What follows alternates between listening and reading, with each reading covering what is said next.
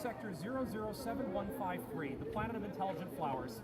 Spider Robinson once talked about this place, so I'm looking forward to going with crew et al. And to see what this place is about. And, well, let's look at the beauty and let it speak for itself, shall we? Ah, a water wheel. Amazing the infrastructure, but not so surprising when you consider that water is the life's blood for the people of this world line. So, if you're lilies, does that mean you're lily-livered? We're tulips, you overgrown oaf! Ah, the statue of doves. This symbolizes the day the war ended and the birds stopped pecking at the flowers. And this is Flower School, where young flowers get to grow and learn. Such a beautiful place. Huh. Nice to see something like octopi evolve on this world, too. And here we have what is the court of Richard the Bleeding Heart, the most intelligent of amongst the planet of intelligent flowers. As you can see down there, various plants lollygaggle in the breeze, all communicating with each other with chemical pheromones, or whatever the plant equivalent is. And, yeah. And down there are also some of the little ones walking about are the gardeners, the ones who transplant flowers to be able to move next to their neighbors who they want to speak to. Actually, I think we have such a servant up here. Or are you just bad camouflage? Bad camouflage.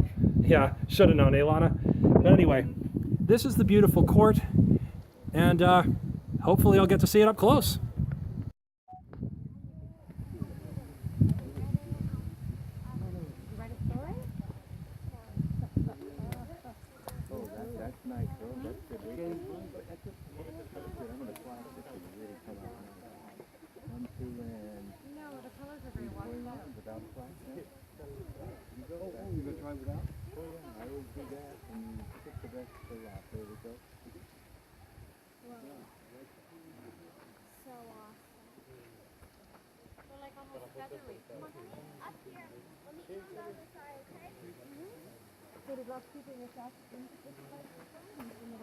Mom, hello. Really? And how many times I wonder people come? I think I saw this in the garden. That's the wallflowers.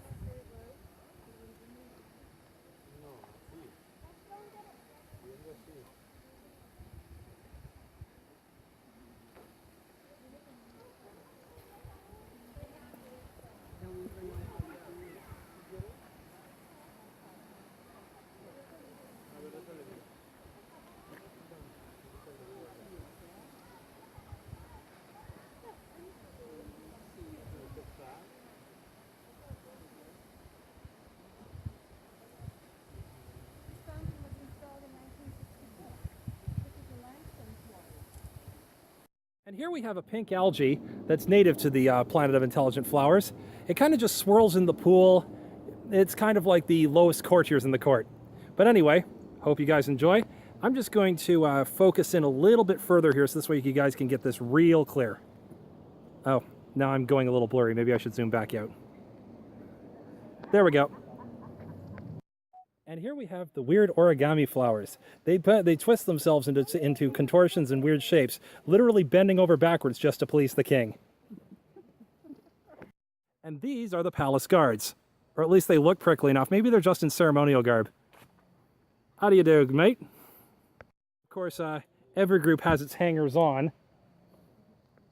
And here we have the megaphone plant. They shout chemical signals all the way to the kingdom, telling about the news of the court. And here we have at long last His Highness Richard the Bleeding Heart. I am so glad to be in the presence of royalty. Get up, I don't stand on ceremony. Okay. So, I've heard you're the most intelligent flower on this planet. Well, I don't like to brag, but... Oh, sorry, I'm being called away by my Prime Minister. We'll talk again. And this is how the intelligent flowers keep their populace of gardeners in line. Their hypnosis things. So entrancing, so beautiful. So hypnotizing. Oh, right, sorry, Lana. But anyway, you get the idea.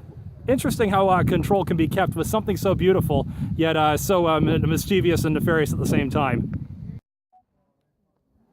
And this is proof that there were native species of flower too. The Scotch broom were the first to infest and colonize this area, wiping out local species, but there is a history of colonialism here too, just like on every world, I guess. And here we have the sacred dragon. This was the barrier of the Eastern Bonsai Co-prosperity sphere before it was conquered by the planet of intelligent flowers. And here we have the lower court of the roses. Every single rose, oh, they're on their break for the season. But there are 250 varieties of rose here, each of which is specifically labeled for a particular job. A sort of caste system, if you will. But there's some intermixing between classes, so it all works out. Gotta love how beautiful these courts of nobles, though, are. I don't believe what we found. This is a Casimir generator for a wormhole.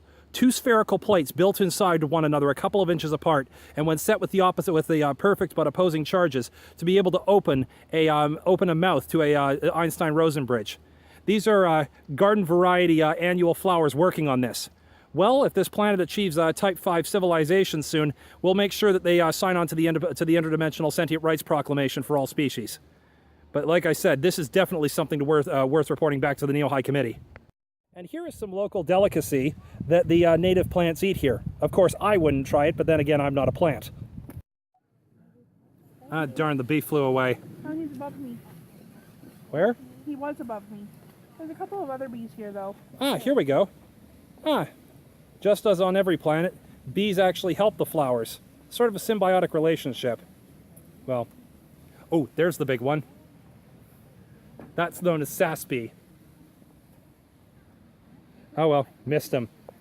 Just like the Sasquatch on other planets, he's kind of elusive. Oh well. And here we have Gnome City. Most of these gnomes are night owls, as if you prefer that.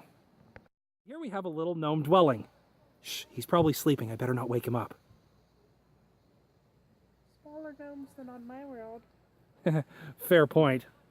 They're probably more like garden gnome size, but... Oh, even garden gnomes are at least 3 feet tall. Oh yeah, fair point. Maybe these are the little gnomelings. Or they're just smaller gnomes than on my world. Yeah, that's possible too. And here we have the frog compass showing the 6 cardinal points. The debate is unclear on this planet whether it's due to some weird magnetic field, meaning there's 6 cardinal directions, or whether it believes this is the directions that the intelligent flowers believe their gods move to and from, which is code word for I don't have a clue why this is happening. But either way, it's a nice fountain to look at. Ah, I see the intelligent flowers have come up with that old logic puzzle about the doors.